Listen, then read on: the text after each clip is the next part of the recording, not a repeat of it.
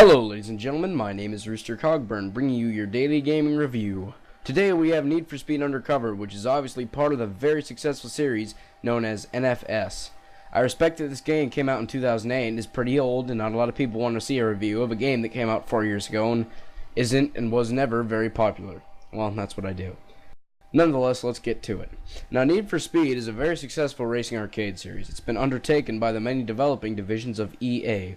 This one was released under the Black Box division. Now, most of EA's Need for Speed releases are very great and well deserving of the price they cost. Undercover, however, costs $9.99 and is non-deserving of a price greater than $2. The plot line, well, sucks a lot. There are far too many cutscenes, and if I remember correctly, you can't skip most of them. Well, so it's like watching a movie, or in this case, an episode of, like, Leverage or something, because the plot focuses on you acting as a criminal to capture criminals.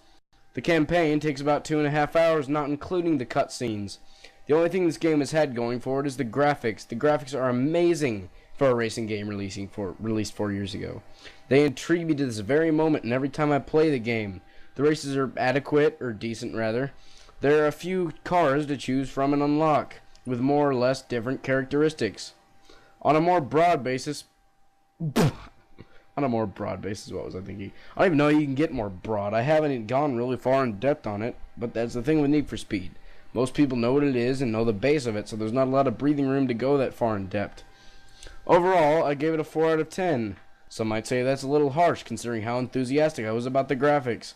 Well, the graphics rating, I gave it a 9 out of 10. The engine rating, it got a 7 out of 10. On the campaign, I gave it a 4 out of 10. As far as looking like a fool watching the cutscenes, the movie gets a 4 out of 10. Do the math, that gives about a 60% out of 100, so a 6 out of 10. I deducted a point for the game having far too many cutscenes. In my opinion, they didn't really move the plot in the game and the show as far forward as they should have. I also deducted a point for this game just not having a good vibe to EA as a whole. I mean, how many games does EA release that aren't at least mildly awesome?